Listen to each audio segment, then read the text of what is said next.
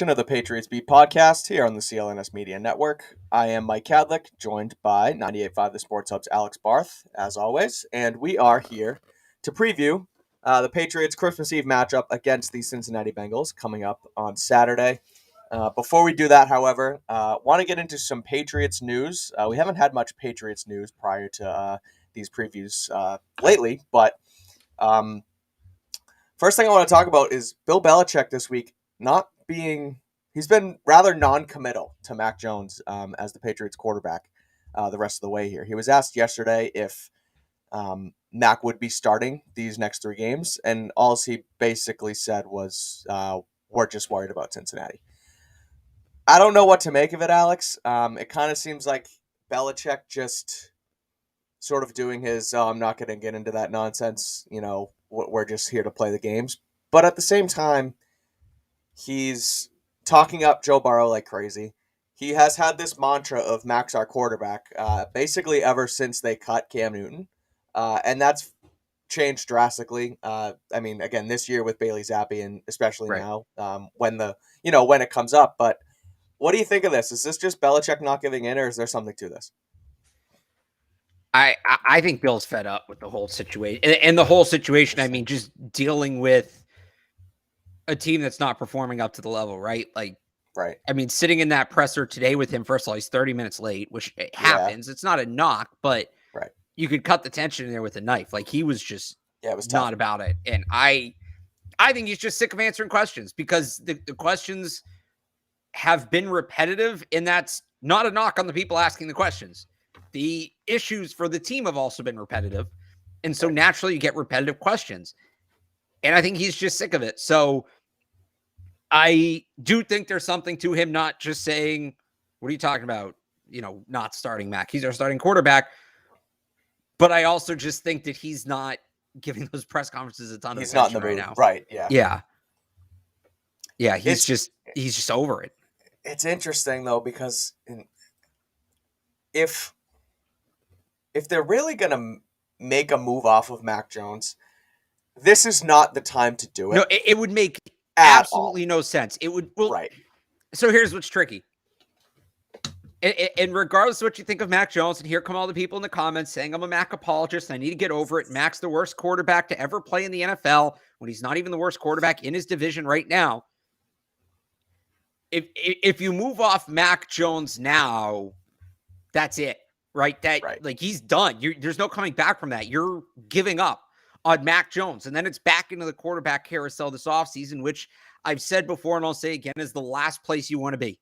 Right. It is this is not a great quarterback class coming up. It's not. This is very not top heavy. It's very top heavy.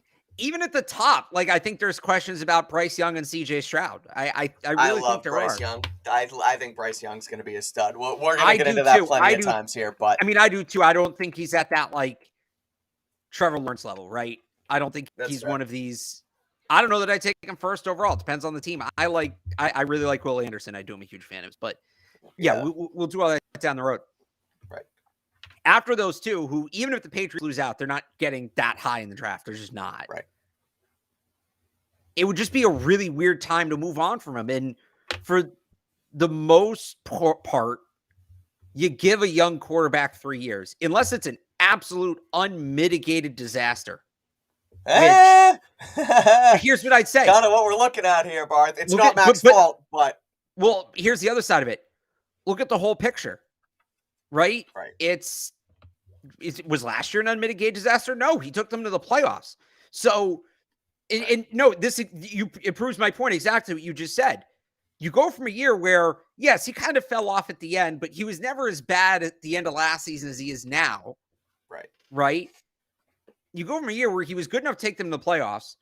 You then put him in what's probably going to go down as the most dysfunctional coaching staff, at least offensively, the most dysfunctional offensive coaching staff in the modern history of the NFL, and he falls off, and you're just going to write it off and say, nope, this is who he is. It makes no sense. I think I said this on Tuesday. I might have said it on the Sports Hub show. I don't remember. But it's certainly a what have you done for me lately league 100%. But that doesn't mean last year gets no weight, right? You still have to look at what he did last year. And the third year is the big deal because you're looking at, you're looking at the third year option or the fifth year option. After the third year, you have to decide in that fifth year option, are we committing to this guy? Mac has shown enough that you've got to see if you can get him back on the track he was on last year. Right. Right. And I think benching him now and moving on would be incredibly short-sighted because you're essentially hitting the rebuild button. And if you do that, a lot of these guys you have that are, kind of coming along now, whether that be Matthew Judon, whether that be Ramondre Stevenson, Kyle Duggar, Josh Uche, Yep. they're not a part of your next contending window. They're not. So you're hitting reset. If you move on from Mac Jones, sure, you're hitting reset on everything. And it would be so short-sighted and so reactionary to do that right now. I just don't think they can do it. It would set them back so much. And for Bill, too, who knows how many years he has left? Does he want to sit through a full rebuild? Because it's a full rebuild at that point, right? You're back to where you were in March of 2020 after Tom Brady left. You might even be behind that because I still think they had other good players on the roster, right? Now we're looking at another Cam Newton, Jarrett Stidham situation, and you just can't do that at this point. And you're also giving there's no reason to bench Mac now because all you're doing is giving Bailey Zappi the mess that is what's going on here right now, right? So you're not even going to get a good test run of Bailey Zappi and be like, hey, maybe we have something here because the play call, they can hardly run a play, Alex. We saw that against Oakland, that we saw that against Vegas. They can't run a play. I still say San Diego, you're fine. Again, so like it doesn't make sense to do it now. I don't think they will, but I do find it interesting that Belichick's seemingly leaving the door open for a potential change this season. Next season, again, like you said, weak-ish quarterback class. I kind of like the guys at the top and, Stroud and Bryce Young, obviously. But, I mean, I'm not giving up what you have left in Mac Jones for a guy like Will Levis or Anthony Richardson quite yet. I'm not there because I would still like to see, again, this, and I think Robert Saleh mentioned it when talking about Zach Wilson, this instant coffee era of quarterbacks where you want it now, and if it doesn't work in a year, see you later. And that's sort of what they're dealing with in New York now. That's not how it always works because guys can come into something. And I mean, you saw it with Alex Smith in San Francisco. He was a dumpster fire for years, and then you get the right guys around him. He matures a little bit. You get the right pieces around him, and he's able to take that team far in the playoffs several years once he gets Harbaugh in there. So I still think you need to give Mac a shot with a legit system around him. But again, we'll see what they do. But I don't see it happening this year. The other piece of news surrounding Bill Belichick, and it was one question that today he actually sort of did start to get into, Alex, and it was about the way the Patriots are running their offense as far as RPOs go. Andrew Callahan was asking him a little bit of it, same with Phil Perry from NBC Sports Boston.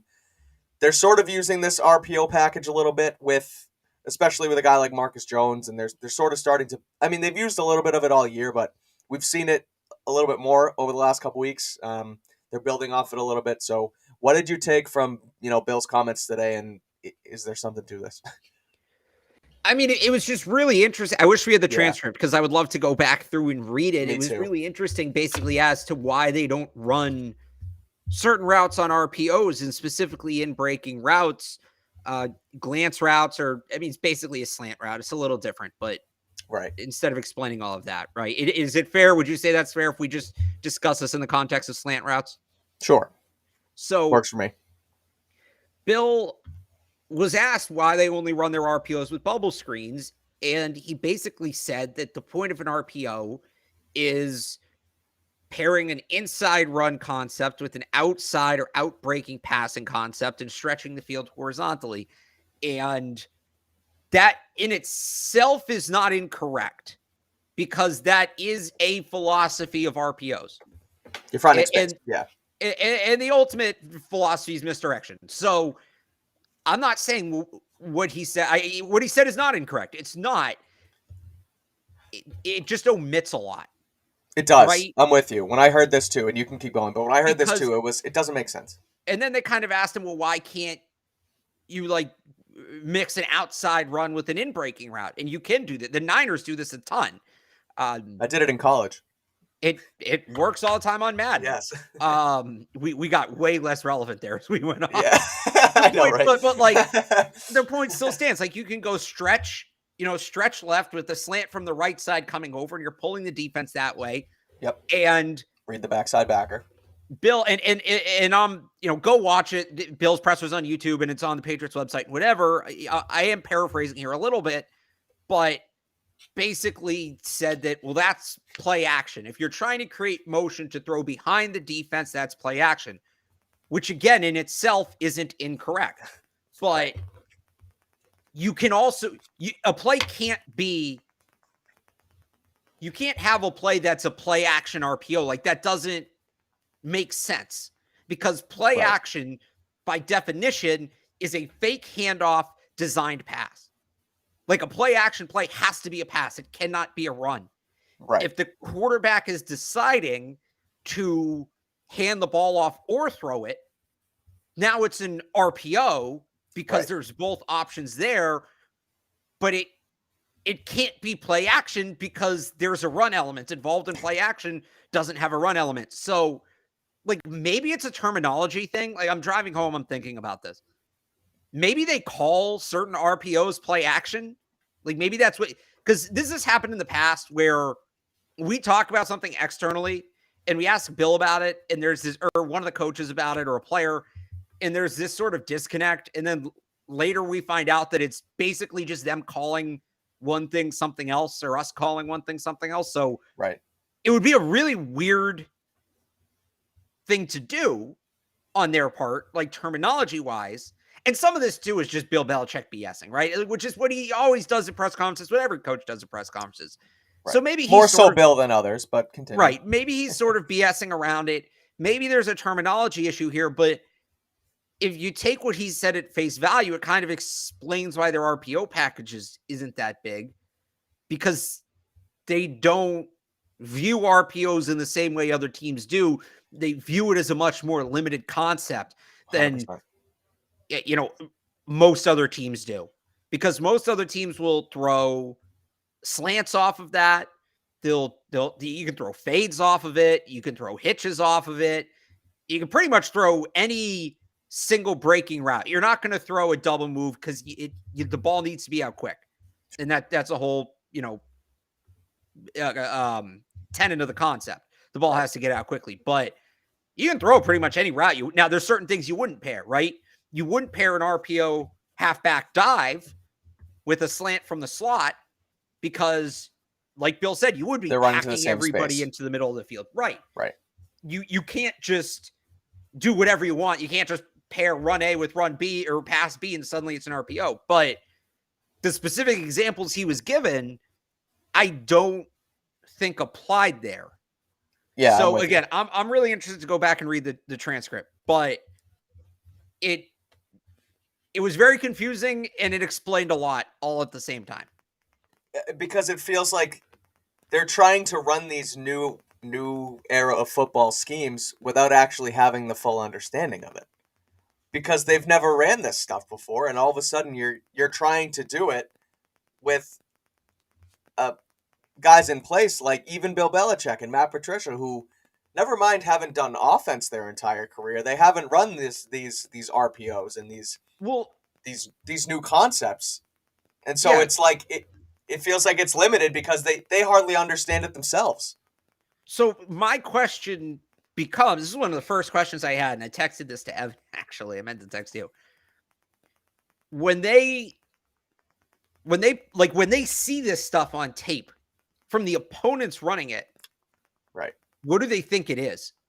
Because if like that slant RPO, and I think Miami runs stretch off of it. They might run something else, as the run concept paired with it. But sure.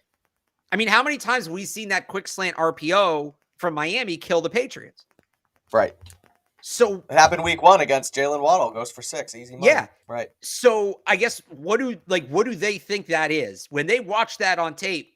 Do they think it's play action? Like, how do they evaluate that? And is this why they have so much trouble stopping it? Right. because they don't, and this goes back to obviously before the Patricia era, but they don't seem to view it the same way that everybody else does. So again, that goes to where it sort of explains some things. Like I'd be interested to see, and we may never know this, but when Bill sees that play on tape, right? What does he call that? How do they log that? Do they log that as play action? Do they log it as an RPO? And he was just totally bullshitting us today. Like, what is that? Well, I see in the chat too, someone saying, you think they don't understand RPOs? Like, I mean, again, Bill Belichick's one of the smarter coaches in football, and he always has been, and he forever will be. To say the game's passed him by could be a stretch right now. But it's starting to look like that week after week. Like, they're just not... I mean, I keep going back to it. They couldn't even run a play last week. Like, they literally had hard times running play. And whether that's because of the concept, whether that's because of discipline, whether it's everything in between kind of all mashed up together, we give Bill Belichick all this credit when things go good. You have to be able to slam them when things aren't going great either. I would also say it's not that this is why I'm so confused. I agree with the person in the comments that, right. Bill's seen every concept in football. He isn't confused by an RPO. Like, I don't think he would be. But what he said today doesn't make a lot of sense, right? 100%. What he said, and so that's where I'm confused. Like, right. I'm not saying he doesn't understand it. I just think he views the philosophy differently at its core than maybe the people the more modern coaches who, like, Bill didn't come up with RPOs. Right. Those really kind of came into the league like 10 years ago. And that might be stretching it a little bit. I was going to say, I was thinking more like 5. Yeah. Right. So you have coaches who have developed in this RPO NFL. Bill hasn't. Maybe he just views them categorically differently than these other coaches do. Right. For better or worse. That's kind of, I don't think he sees it, goes, oh my God, what's that? And like, he can't wrap his head around it. Not right. that. I do think he understands it. I just think he views it differently at its core than maybe some younger coaches do. And that could skew the way they maybe defend it as well, or the way they run it. Yeah. Since we're going into the comments, because I've seen this one guy ask this like 5 times. Why don't the Patriots trade their first-round pick for Jalen Ramsey? One, they don't need a corner. Right. Not that badly. It's not they do, but it's not their biggest need. 2, have you watched Jalen Ramsey this year? Yeah. He's not been good. No, he's not great. There's a reason the Rams are already out of the playoffs, and he's played a factor in that. So I normally don't just like randomly pull comments out of the comment section, right. But that one shook me up a little bit. Would I take Jalen Ramsey here? Sure. Would I trade a first round pick for him? No. No. That's going to be crucial, especially again, we'll talk about it as this show goes on and the weeks go on. I think the Patriots are more likely to finish 7-10 than anything else down the stretch, so they're going to have a decent draft pick. They're not trading that for Jalen Ramsey. But so yeah, that's that. That's the RPO stuff. Before we get, or do you have any more? No, I think that's it. All right, cool. Before we get into the Patriots versus Bengals here, I do want to talk about LinkedIn Jobs. These days, every new potential hire can feel like a high-stakes wager for your small business. You want to be 100% certain that you have access to the best qualified candidates available. That's why you have to check out LinkedIn Jobs. LinkedIn Jobs helps find the right people for your team faster and for free. We use LinkedIn Jobs here at CLNS Media, and we can't recommend it enough.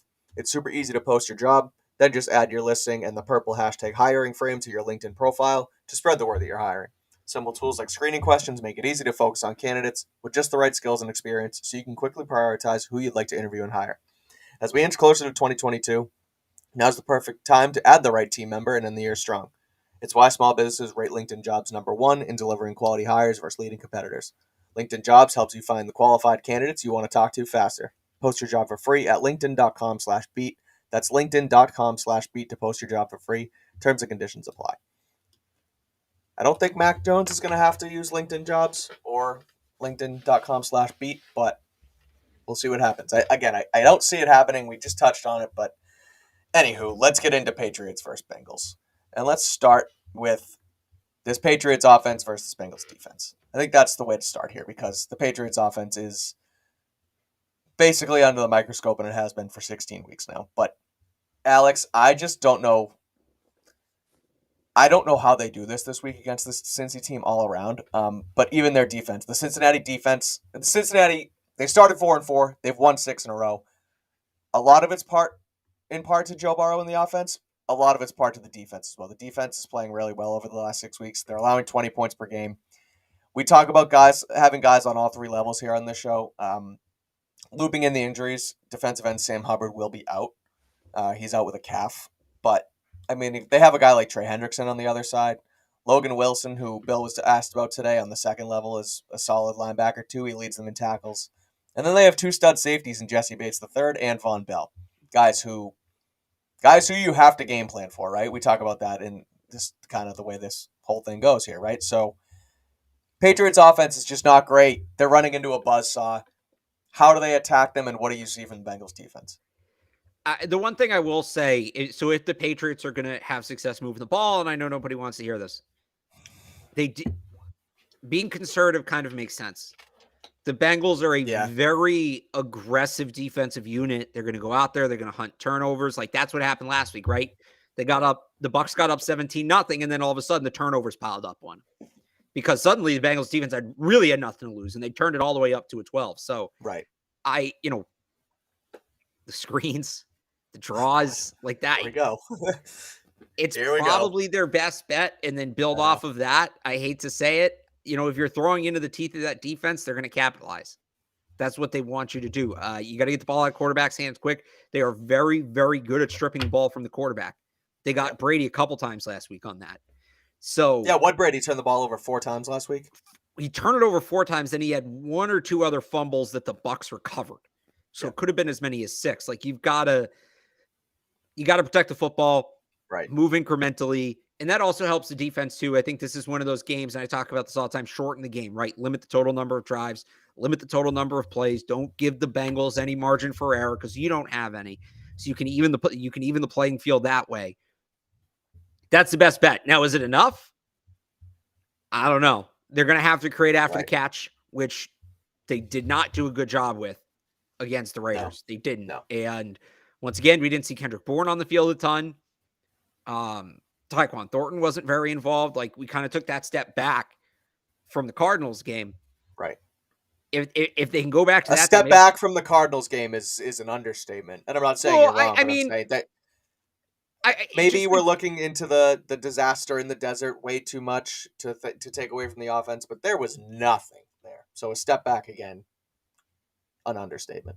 I just mean, honestly, if you want to talk about it, I wasn't even talking about it in terms of performance. I really wasn't. Okay. I was just talking about it. And you can say it's true in terms of performance as well. Like, I'll give you that. I'm not going to dispute it. But of course, I just meant in terms of, remember how excited we were after that Cardinals game about, hey, they're finally playing the kids and Kendrick Bourne. They're finally playing the kids and Kendrick Bourne. Pierre Strong. They're using speed. Right. Maybe they found some speed. Yeah. Just, it didn't stick around. It didn't stick around last week. And that was kind of disappointing, because however they got to it, they had finally gotten to it, and it was like, hey, here we go. Maybe this is the kick in the ass they needed here for the final couple of weeks, and then poof. I'd like to say they'll go back to it and get those yak guys on the field and make the Bengals defense tackle, but I mean, how many times am I going to bang my head against that wall, right? So I think ball control, extended possessions, marching their way down the field is what they have to do against this Bengals defense, but it's what they've needed to do all year, and they've struggled to do it. Obviously, it would be better off for the Bengals if they had a guy like Sam Hubbard. I think of Hubbard and Hendrickson, honestly, similar to kind of what the Patriots have in Uche and Judon here. Just 2 bookend guys who can work off each other. Patriots offensive line played. That was sort of the one bright-ish spot last week. I didn't think they were terrible. They weren't as bad as they were this season. They have been this season. They're obviously going to catch a break again with Hubbard being out. You still think they go towards the screen game more so because of the lack of offensive line help they've had this season, or more so just to take advantage of an aggressive defense? All of it, yeah. All of it. I mean, there's more than one. So you don't trust you don't trust what the offensive line did last week, is basically. I think it was better. Yeah, I would say that was an offensive line friendly game plan. Sure. How much were they really like, how much did they go 5-step drop down the field? And they did it a couple times, and the offensive line held up, but it wasn't. That should be the baseline, right? Right. And the fact is they haven't been that all year. And so you kind of have to assume what they have. I think part of the reason they looked good last week is a very offensive line friendly game plan. And so why not go back to it, right? Why not go Right. back to it so the offensive line can look that way again? I think if they try to throw the ball down the field, some of these 4 or 5 second routes or even 3 second routes, it's not going to look like it did last week. Right. Looking still at the injury report and looping that into it here is the Bengals have, looking at their cornerback room specifically and their secondary overall, but they don't have many safeties banged up. Like, you have Eli Apple, Cam Taylor-Britt, Mike Hilton as sort of your 3 guys that you're playing at corner. Yeah. And then also Jalen Davis. Jalen Davis and Taylor-Britt are both questionable. If they're banged up, I know the Patriots are banged up as well. Especially Devontae Parker's officially out, by the way. He won't play along with Joe Cardona, and Jalen Mills is also out. So we'll get to that disaster of what might happen on the Patriots defensive side of the ball. But looking at sort of how the Patriots can match up with the wide receivers they have versus the Bengals secondary, what do you see? Because again, Jesse Bates and Von Bell are studs. And yeah, I don't know how they'll play it exactly. I wish we could have got Trags on here to kind of give us the insider on sort of the Bengals philosophies this week and stuff. But what do you think about just the Patriots wide receiver core against their secondary? I mean, the Bengals are going to go too high. They want you to throw the ball underneath. Or sorry, they want you to throw the ball deep. Like they'll give you underneath. They'll give you underneath, yeah. Right. They want you to throw the ball towards those safeties. It sounds like all those corners are going to play, I believe was the report this morning. So, like, I think, Jacoby Myers, we know he can get open. It's mostly smaller guys. So, again, I like that ability to pick up yards after the catch, but I just don't. It's the safeties that make it scary, I guess. Right. I think the corners are who they are, but those safeties are back there lurking, and they got a bunch of ways they deploy those guys. That's more what makes me nervous. If you can figure out ways to take the safeties out of it, which again is not, getting too far into that intermediate and deep part of the field, I think the Patriots can win some one-on-ones. Right. But if you're going to operate that way, that means you have to be consistent in sustained drives and not take penalties, which is a lot for this team right now. Cincinnati also has a top 10 run defense in terms of yards allowed per game. They're going to have to throw the ball in this game. I was going to say they're allowing just over 100 yards per game on the ground, which, I mean, I'm just looking at the top 10 now, and it's like 100 yards per game at this point is really good to hold the backs to. I mean, San Francisco holds to like 75, but that's just a different breed out there on the West Coast. Yeah, I mean, that team's absolutely potential stacked. Super Bowl favorite. Right, even with Brock Purdy at the helm. So, but again, Ramondre goes for 172 last week. It's completely overshadowed by the end of the game, but 19 carries for 172 coming off an injury. Do they have a chance in the run game because of how good Ramondre is, or do you still think it has to be pass heavy because of that dominant run defense? Because I think Ramondre has shown that you can still use him and succeed with him against a solid run defense. So do you think they steer away from it, or do you think they still try and ride him? No, they're going to do what they do. They're going to do what they do. They're going to run the ball. We've seen that all year. I think they're going to try to run into it, which again, it would be a great chance for some play action. It's something they don't really do, but you're going to have opportunities for it in this game. So I still think they give him the ball, and I still think he'll find some success. He runs so hard, man. That he does. Even these good run defenses, like a lot of them are good simply because they're so tough and they don't give up those extra yards. But Ramondre is a rare breed where he's one of those guys. There's not a lot of backs like this that will fight harder for those extra yards. And it was interesting. I asked him today, because there's 2 Oklahoma running backs on the other side, Joe Mixon and Samaj Perine. What are Perine? I think it's Perine. I think it's Samaje Perine. Yeah. Samaje Perine. What, if he watched those guys, if he has any relationship with them, being an Oklahoma guy, and he said Joe Mixon was, when Ramondre was a JUCO player, Joe Mixon was his favorite college running back to watch, and Joe Mixon was at Oklahoma at the time. That makes a ton of sense. That's a guy he watched and modeled his game after, because they run the ball. Joe Mixon, another guy where he knows what that first down marker is, and damn it, he's getting there. Doesn't matter who's in the Right. way. He's going to do everything he needs to get there. You kind of, I'm not saying that any of these guys are Adrian Peterson, but you go back to Adrian Peterson, and I talked about this on the show a couple weeks ago, or last week actually, with Josh Jacobs. Is like an Alabama running back. What is an Alabama running back? And you see the thread. You can see there's something in common. I think you could say the same about the University of Oklahoma and the backs the Sooners have put out. And RBU?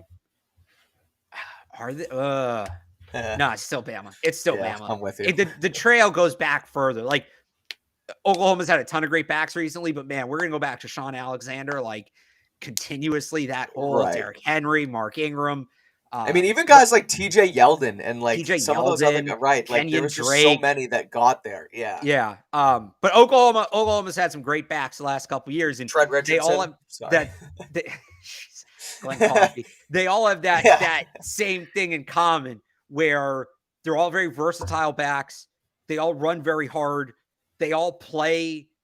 They're all big guys, but they don't play like big guys, right? Ramondre totally fits that mold. So I just thought it was an interesting comment from him. And back to the original point of, can the Patriots run the ball? Yes, I think so, because especially when it's going to be as cold as it is. And I think, was it the wind chills like 10 below or something like that? Yep. When you get down there, tackling really is just a want-to thing, because it freaking hurts when you're running into a guy full speed at that temperature. Your body's all frozen. And Ramondre talked about this a couple weeks ago. As much as he personally hates the cold, he said he likes playing in the cold because he knows those defenders don't want to tackle as much. Right.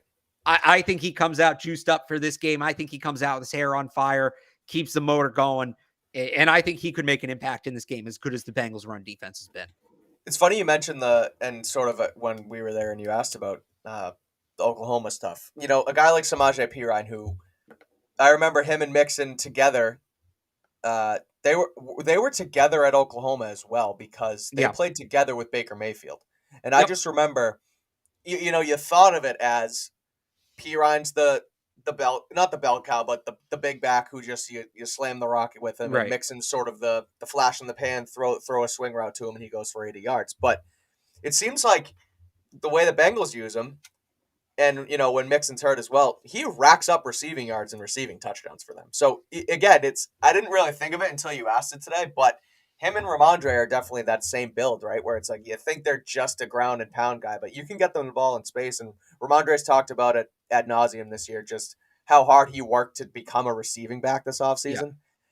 Yeah. I mean, those guys have it, man. Those RBs at Oklahoma. So thought that was a good question by you today as well. So, and I'll just add real quick, if you're not sold on Pierre Strong, or if you think the Patriots need to add another pass catching back, I thought he was going to come out last year. I was all excited. He stayed in the draft. He's coming out this year. Eric Gray from Oklahoma is a guy I'm going to be a big fan of this year. I'll tell people that right now. So if you want to watch some fun running back tape, go check it out.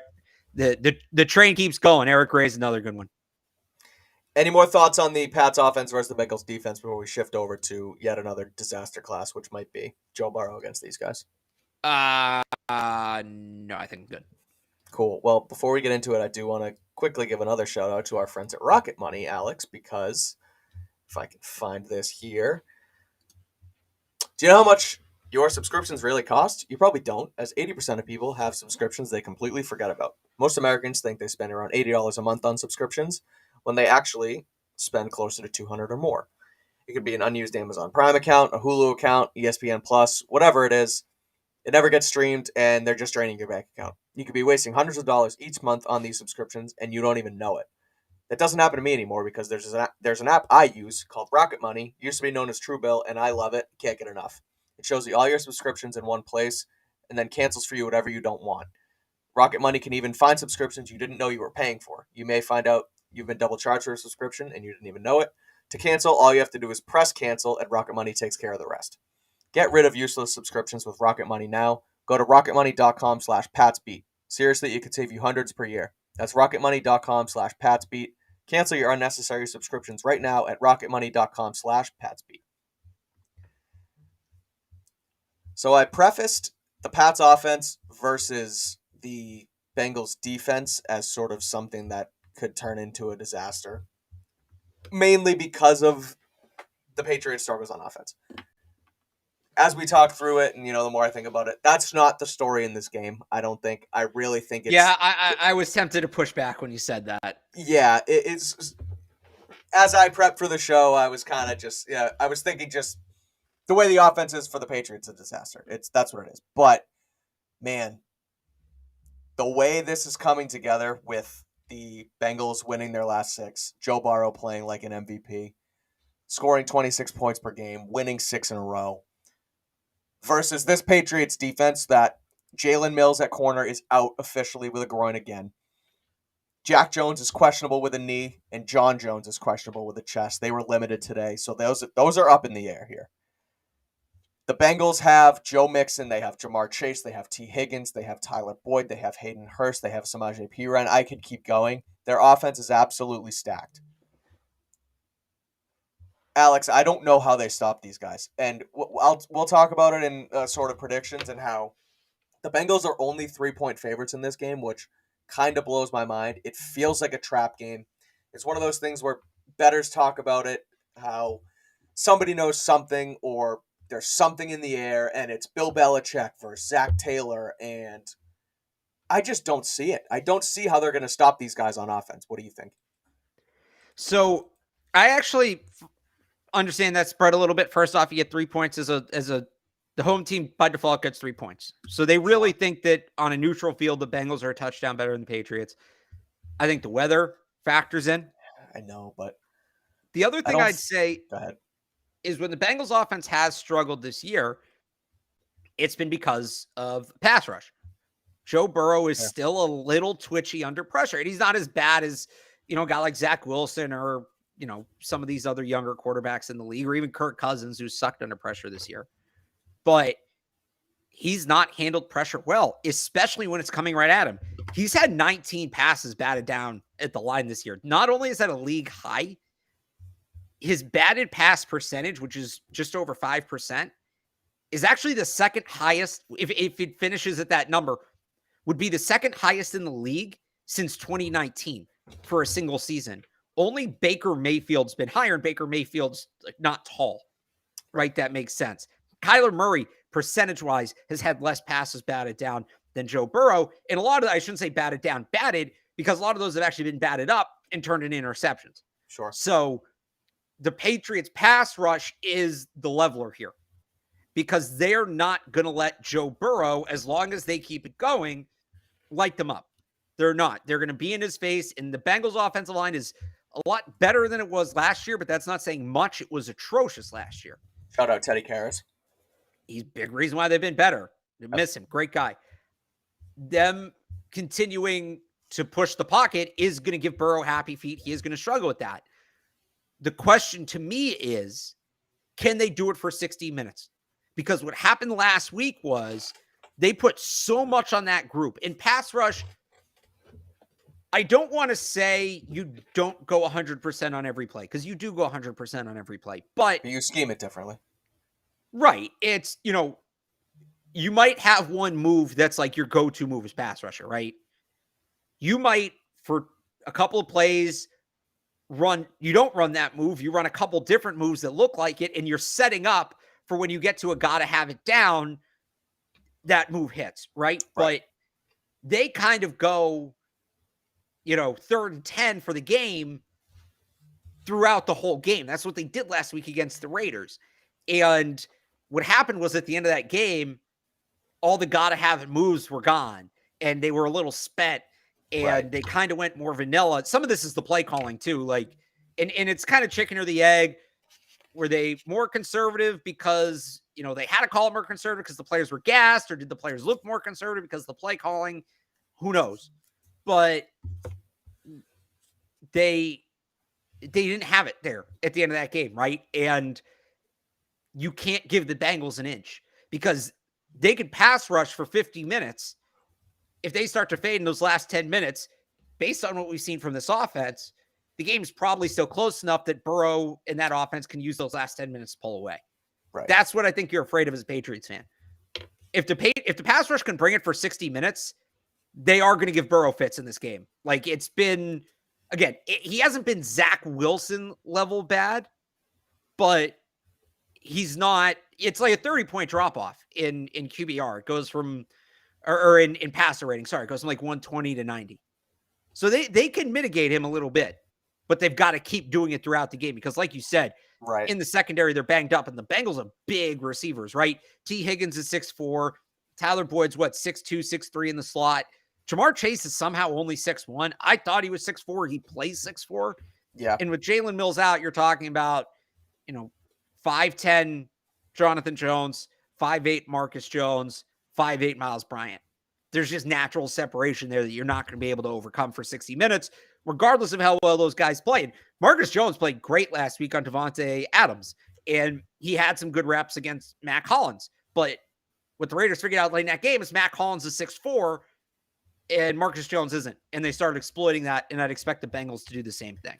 Well, they also found out that Marcus Jones was playing basically every snap in the damn game, and he was just absolutely gassed at the end. So, but no, it's a good point about the pass deflections, or him getting the passes deflected, and that it's not a height thing, right? I mean, I remember Joe Flacco in his heyday in Baltimore when he was out winning a Super Bowl, and he was 6'5", and he'd drop back and he'd just sling it to guys like, was it Jacoby Jones and whoever else those guys were, right? Who is it? Number 8, not Sidney Rice. Was it Sidney Rice? No, Sidney Rice never played. He played for the Vikings. What number? I want to say 14 or 16. I gotta look this up. It's gonna piss me off. Yeah, but I mean the point being, right? He's this guy who had a decent amount. Jacoby Jones. Oh, Torrey Smith. I'm thinking of Torrey Smith. Yeah, Torrey Smith, 82. He had that game. What was it? Like his sister died, I think, and then he came out. Yes. And the Patriots played him the next game, and he torched him, and it was like, I can't even be mad. That's such an impressive performance. Yeah. Point being, though, Joe Flacco had that same thing where he had this spread of wide receivers who were pretty damn good.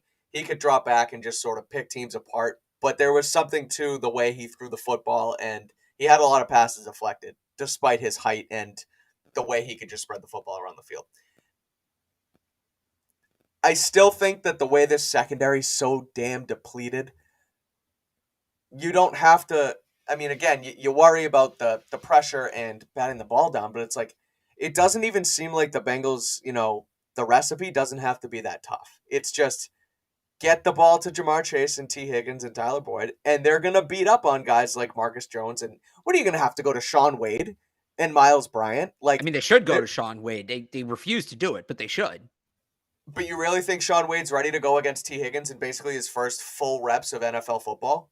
Well, like, so no, I guess that's the problem. Here's what I'd say. They did. Well, they should have gone to him a long time ago. Like, this is kind of the issue of not playing the young kids. 100%. And then you have to throw him in there, and it happened on offense last week. Again, the offensive guys actually played well when Pierre Strong, but a matchup against this Bengals receiving there's a reason we were all so impressed about that, because of that. So I just worry, like, when they do start throwing fades, when they do start high pointing the ball to T. Higgins, what is the adjustment? Is it Shaun Wade? Is it Kyle Duggar? Him playing out there at corner? Is it Adrian Phillips? Like, well, this is what I mean, Alex. It's like the fact that this is even the conversation, this is not going to go well for them. No. But again, like, if you get Burrow pressured, it helps significantly. Yeah. Because he's not as accurate. And if you're batting the ball up or down at the line, it's not getting there. It's not getting the matchup. The matchup becomes irrelevant. So they've got to get on that. But someone's asking in the chat. Sorry, Jalen Mills is not playing this week. He is out. He would make a difference, but he's out this week. No, they're two big corners. Jalen Mills, 6'1", 6'2". Yeah. And Jack Jones is 6 feet. Like, those are two prototypical big boundary corners. Jonathan Jones has been fantastic on the boundary, and I don't want to call him a slot corner anymore because he's proven he's not just that. And he deserves that credit. But he's 5'10". I mean, that's the reality of it. There's a reason most boundary corners are over 6 feet. It's because most perimeter receivers are over 6 feet. Marcus Jones and Miles Bryant are slot corners. They are. And it's just, you can't teach height. As good as you are, you can't teach height. It's been a long time since there was an elite shutdown boundary corner in this league that was like 5'8", 5'9". Those guys don't really exist anymore with how big receivers have got, because there's a time not that long ago where T. Higgins at 6'4" would probably just as a default be a tight end. And like a guy like Devin Funchess. Right. Yeah. Now he's not. So now you need that size on the boundary because the offenses are putting size on the boundary. It worries me. And you look at the run game too. So Joe Mixon last week, he wasn't great, but he's still coming off a concussion. That's a guy who is a top back in the NFL, mixed with Samaje Perine too. What do you think of the run game? I don't even think the Bengals have to run the ball once to win this game, but they can use those guys in space, and they use those guys with in their pass game as well. So what do you think about just I guess more so the Patriots quicker linebackers they're using now versus a versatile two running backs? You never thought, and I'm sort of thinking on the fly here, but like I never thought we'd see a day where we'd be talking about game planning for Samaje Perine, and that's only because all he really was for so long, and he's older. I think he's approaching 30 now. I don't think he's very young. He's been around for a little while, but he's a guy who just sort of he gets reps when Joe Mixon is out, and he plays really well. So now it's like now they just use him in sort of a dual threat backfield to kind of give them some time off, I guess. And they're both really good. So how do they defend that? What do you think of that matchup? They played pretty well against the run last week, all things considered. I thought, even with Jacobs, I think having Christian Barmore back helped. I thought Lawrence Guy played a really good game. Yeah, they can defend the run up front. I actually think they can do that. As good as Mixon is, just with where this offensive line is and everything, I think if the Bengals are running the ball, that's a win for the Patriots. Yeah, I'm with you. It's just I had to touch on the run game because it's always a part of it. But for sure. This passing it's basically what I've been saying for the past 10 minutes. It's just Jamar Chase is so good. T. Higgins could be a wide receiver 1 on just about any other team in this league. When Tyler Boyd is your third wide receiver, that's when Tyler Boyd again could be a guy who would be a wide receiver 2, fringe wide receiver 1 for like maybe 10, 15 teams in this league. He's a guy who he was so good there for a while, and then they brought in Higgins and Jamar Chase in back-to-back drafts, and he's fallen down the depth chart in theory, but he's still so good. Well, he's such a prototypical like big slot, and he's like exactly I think what you look for in that big slot receiver. And totally, they've done a great job of kind of like you said, he's fallen down the depth chart, but they've kept him involved, and they've done a great job of carving out a role for him and creating a role for him where he makes as big of an impact as any of them. Because he's kind of turned into the volume target guy there. Right. And you didn't you end up with your third cornerback on him. Right. You didn't really peg him as that kind of guy coming out of college, but he's adapted to the role. It's a magnificent job of, the coaching staff for coming up with the role and coaching him up, and for him being willing to expand his game and putting in the work. Like, that's what you want when you draft a player. Like, that's such a hit. That's the goal. So, good for Tyler Boyd, and yeah, he's going to be a tough matchup. It says a lot about him too, right? A guy who was there he was a second-round pick, similar to Higgins. They built the offense around him early on, I think, when it was sort of the end of the Andy Dalton era, right? And AJ Green was gone, whatever. And it says a lot about him just as a pro, like you mentioned, where they bring in 2 guys who are, deemed, I guess, better than him, but he's like, no, I'm going to stick around and, try and win here and make this a lethal wide receiver room, and that's exactly what they are. Right. I guess lastly is something we touch on here a lot is just tight ends. And, Hayden Hurst is limited. I loop him into that. We've talked about it here before, but the Robert Tonyan category, the Tyler Conklin. You just have like Travis Kelce and then just like every other tight end in the league kind of, don't you? Well, that's sort of what it is. And I guess that's more so a fantasy football view of it. But like, do you play fantasy football? No, I hate fantasy football. Interesting. It's not representative of real football. It's not. Very much not, and it bugs me. What do you think of Hayden Hurst with Kyle Duggar here? Because I think Kyle Duggar can lock him down 1-on-1. Yeah, but if they have to use Duggar elsewhere, then that creates a problem in itself. I think Kyle Duggar or Adrian Phillips could handle that matchup. I mean, Hayden Hurst he overpowers a lot of safeties. Like, that's his game. He's a big, powerful guy, but Patriots have these big, strong safeties, right? That's their type. Duggar, Phillips, Jabril Peppers. So Hunter Henry doesn't. They have so much depth at receiver, and they have so many big receivers. The teams are using up their big corners. What did I say? Hunter Henry. Hunter. Double H, same game. Tight end, yeah. they have all these big receivers, and teams are using up all their size to cover these big receivers. That I think Hayden Hurst kind of gets lost in the game plan, and he finds himself on mismatches. The Patriots defense is actually uniquely built where I don't think they have to worry as much about that. So good player, good fit in the system. I think the Patriots are built well to take him away in this matchup. I'm with you. I do want to push back on the tight end rankings because we have Mark Andrews in that top tier, and Darren Waller's scary in that top tier. And again, Kyle Pitts is someone who struggled because Arthur Smith seems to not want to throw him the football, and now he's that's a on injured usage reserve. thing. Do you remember that year?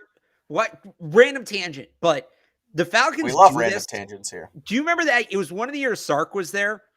Julio Jones had 7 targets in the red zone all season. Do you remember that? And I'm pretty sure he caught 6 of them for touchdowns. But I think one of them was when he mossed Malcolm Butler in the rain game here that time. Yeah, it was that year. You're right. Yeah. It was the year after because Shanahan left and Sark replaced him. You're exactly right.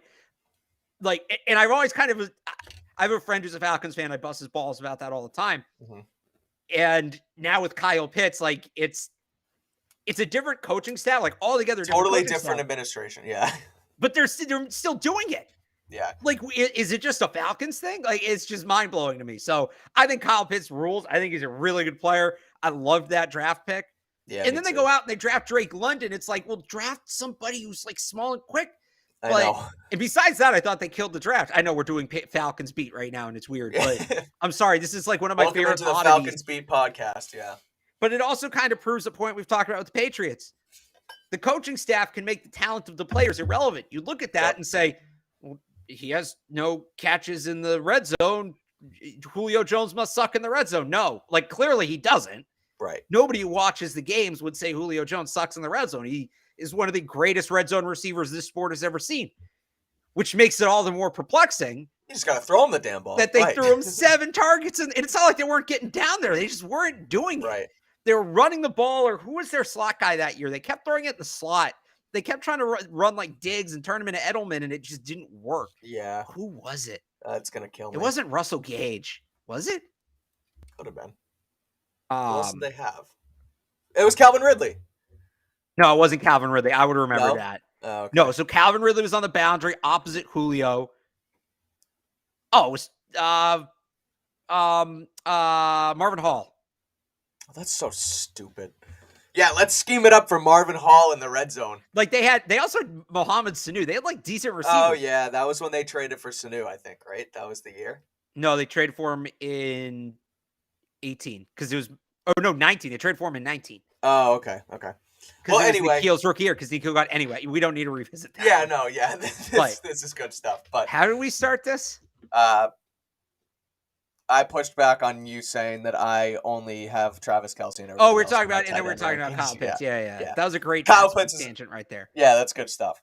Anyway, yeah, they're gonna have a hard time. To wrap it up here, I sort of mentioned it earlier, but as a bettor, the Bengals -3 line kind of makes me think. I know you said a touchdown better. I still feel like the Bengals are a lot more than a touchdown. Isn't there something about like not betting on games with weird weather though? Yeah, but it makes it all that much more fun. Anyway, I would go with. I think the Bengals are going to win. You can read my full prediction on CLNSmedia.com, but I don't think it's going to be that close here. Frankly, Alex, I think that the Patriots are sort of down for the count. I think the Bengals are continuing to try to prove something. They want to win that division. They want to go back to the Super Bowl, and they want to win it this time. The only way they do that is if they keep building off what they've already done this season. I think Joe Burrow is the MVP. Jalen Hurts being hurt. I wrote about this as well. Over Mahomes? I did MVP rankings on CLNSmedia.com. And the thing with that is the Mahomes thing kind of reminds me of like the argument of, well, why isn't LeBron James the MVP every year? Or why isn't Bill Belichick the coach of the year every year? Like, I understand that Pat Mahomes is the best player in football. And it's not very close, in my opinion. But MVP is just as much a storyline award as it is a stat line award. And I think that what Hurts was doing was great in Philly. That's going to hinder itself a little bit over these next few weeks if he can't play. You then go to the next best story. And Mahomes, we always expect it. That's always there. That's the norm. With Joe Burrow winning 6 in a row and rolling and bringing them back from 4-4, he's one of the best players in football. I just think that storyline mixing with stat line and kind of the way they're rolling right now, I would give it to Joe Burrow. All right. I mean, Does that make sense? I hate that concept. I think if you're deserving for it, you should get it. I hate the idea that, like, well, yeah, it was a great year for Tom Brady, but, like, did he go in above and beyond Tom Brady standards? Who cares? Why is he judged differently, right? He's better than everybody else. Award him for it. As much as it pains me to say it, I say the same thing about LeBron, or I said he's probably a little past that. Yeah, point he's now. a little I don't think past he's it the now, best but- player in the league anymore, but there was that time where, like, he was clearly better than everybody else, but never won it because it was like, well, this is what he does every year. He's not Yeah. like, it's not like, so I would give it to Mahomes. Granted, I think it's still open. Like, I'm not saying right now Mahomes has locked it up. I think it's wide open. If I had to vote today, I would vote for Mahomes. But if Burrow lights it up the last 3 weeks, Right. I could very much be swayed because you close on 11 straight wins, right, is what it would be. They've won 8 in a row, right? They've won. Or No, is it they've won 6? 6 in a row. They've won 6. 6. So it would be so 9 in a row. You close on 9 straight wins. You're throwing the ball over the yard. Like, I'm not against it. I just think right now, I think right now it's Mahomes, but there's room for Burrow to win it. My, like, predictionist thing, and I kind of said it before with pass rush, because I think that's the story of the game. Sure. I think it's been one of those games that's maybe it doesn't feel as close, but is close on the scoreboard for most of it. And I think the Bengals pull away late. Yeah. I think they just, they put together a couple drives late in the game. Defense is gassed. Offense can't stay on the field. They're going to get up there like 70, 75, 80 plays. And the Bengals just they find their way through. They kind of like what it was against the Bills. Sort of like what it was last week. I know that that's a little different, but it's a lot. Yeah. Yeah. But is it like it got down to last week time, was just its own beast. Yeah. And the Raiders finally started throwing the ball. So I just think that sort of game script kind of thing, I think, is what we're in for. That being said, if the pass rush plays a full 60 minutes, the Patriots can win the game. The pass rush has to play a full 60 minutes, which they can do. Will they do it? We'll see. But they can do. Story of the game here, in my opinion, is Bengals receiver throws a banged up Pat secondary, and I think it's just too much in the end. That's sort of where it is. So I think we're kind of saying the same thing. In a way. You're saying that the Bengals receivers will dominate the Patriots corners, and I'm saying if the pass rush gets to Burrow enough, it takes that matchup out of the equation. Sure. Right. So again, we'll see what happens. We're both making the same argument in different ways. The staple of this show. Yes. Arguing for the sake of arguing. We'll see it on Saturday, Christmas Eve. We got one. There's one more key to this game too. Yes. Joe Cardona's out. It's actually out for the year. He Rick is. Reese just reported that he's out for the year, so it's going to be Tucker Addington. Like I said, the margin for error is real thin. Bad snap, something like that. I'm not sure the Patriots can overcome that. So, a lot of eyes on former Houston gambler, USFL draft pick Tucker Addington. Look at that. Not Houston Baptist. Where'd he go? Zion McCollum went there. The corner in the draft. Sam Houston State.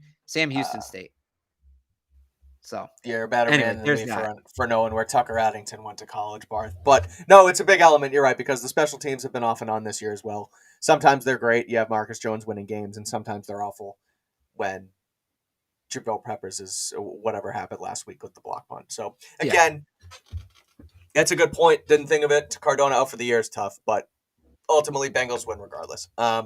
Let's close this one out as we always do on Thursdays with a Thursday Night Football prediction. The Jaguars are at the Jets. This is an interesting one. The Jets are still fighting tooth and nail to try and make it into the playoffs. Zach Wilson is starting again. It's a pick'em, so it's even matched. The Jaguars are rolling, and they have a real chance to make the playoffs here because not only are they rolling and Trevor Lawrence is playing like the number one pick that he was last season, but down in Tennessee, Ryan Tannehill's out for the season for the Titans. So they're rolling with Malik Willis all year. I believe the Jaguars are 1 game back of the Titans right now. I think they're tied. Aren't they both 7-7? Or the Titans 8-6? I think Titans might be 8-6. Yeah, but whatever it is, the Jags have a real shot here the next 3 weeks to win one more than Tennessee and get themselves in the playoffs. So you never would have thought, if I told you beginning of the season or even at some point last year, that Jaguars Jets on Thursday Night Football would mean a lot in Week 16, but it really does Yeah, for both teams. it sounds like a meme. Like, it's a Thursday night game. Well, I bet it's like Jaguars Jets, right? Exactly. Right. But it But means a lot. What do you think? Honestly, the Jaguars could get in as a wild card team too. A lot would have to go their way, but does 9-8 get you in as a wild card team? It very well might if they win AFC is out. so top heavy, so it could. Yeah. And by the way, I was the Titans are 7-7. The Jaguars are 6-8. I thought they were 7-7 for some reason. Okay. So I don't know if have you seen the weather for this game? Speaking of the weather, I haven't. It's like borderline freezing, big winds, pouring rain the whole night. Like that's the forecast. It's bomb cyclone thing coming in. I'm not picking Mr. Any team, anytime, any place, Zach Wilson in that environment. Yeah. Remember, he was talking about the winds at Gillette. No. Yeah. No, I'm not picking him in that spot. And ultimately, I think the rain favors the Jets because they can do more running the football and they have a better defense. But it was Mike White. I picked Jets. I would. Interesting. I'm not picking Zach Wilson in an inclement weather game. I won't do it. I'll probably be wrong, but I won't do it. I know. I want to root for the Jaguars here because I like Trevor Lawrence, and I think he got the short end of the stick when it came to the Urban Meyer stuff last year. He took a beating, and he's playing like a beast of a quarterback the last few weeks. I'm shamelessly a Zach Wilson fan sometimes. I don't know why I do it to myself. I don't do that. There's no reason for you to do that. But I am. I think he has the tools, and in the spirit of the show, you're going to take the Jaguars, and I'm going to take the Jets tonight. The Jets have a really good defense, and I think you're going to be right. That's the thing. I think you're going to be right. Interesting. I wonder though, like, does Trevor Lawrence play well in inclement weather? Like, he was a Clemson cat. He was bitching. Zach Wilson was bitching about like 12-mile-an-hour winds. No, I don't trust Zach Wilson here. But Trevor Lawrence seems like a game. Look, if he made it through the Urban Meyer era, without his spirit being broken, like he's got to be a gamer, right? He has to be to get through all of that without lasting damage. Yeah, fair point. So. Anyway, I'm trying to think of a bad weather game I've seen him play. I mean, he's in Jacksonville. He's in the AFC South. I don't think there's been a ton of times where he would even at Clemson, like going back. Not really, but cold games even. Has he played in the cold? Like I don't. They came up to BC Lawrence, 1 year late in the year. I don't think he was. But you're playing right. That game. Oh, you're right. I think he got COVID. Yeah, you're right. Yeah. Anyway, maybe not. When I think of Trevor Lawrence, though, can you think of Trevor Lawrence wearing long sleeves? No, I can't. That's the point. That's I really the thing. can't. Yeah, right. But he still survived Urban Meyer. Yeah, that's fair. Which is as bad as anything. So that's worse than a strong. Let me put it this way: he is a presumed gamer. Yeah. Until he proves me otherwise, I will consider him a gamer, an interim gamer. Well, I like it. Bart's on the Jaguars. I'm on the Jets for this one. I don't like it, but I'm doing it in the spirit of the show. That's that for us here on Patriots Beat. You can follow Alex on Twitter at RealAlexBarth and read all of his Patriots and all Boston sports content at 985thesportsup.com. You can follow myself on Twitter at Mike Kadlick. Read my stuff at CLNSmedia.com. Sports betting, Boston sports, Patriots, all of it. Me and Alex will both be at Gillette Stadium on Christmas Eve to cover this game, Patriots versus Bengals. We will be back next week to break this one down, and we will go from there in what is likely a tumultuous end to this Patriots season. But any given Sunday, any given Saturday, things can happen this weekend. But again, until then, Christmas, baby. Christmas. Miracle. You never know. We'll see. Happy holidays, everybody, and we will be back next week. Again, thanks for watching, and we'll talk to you soon.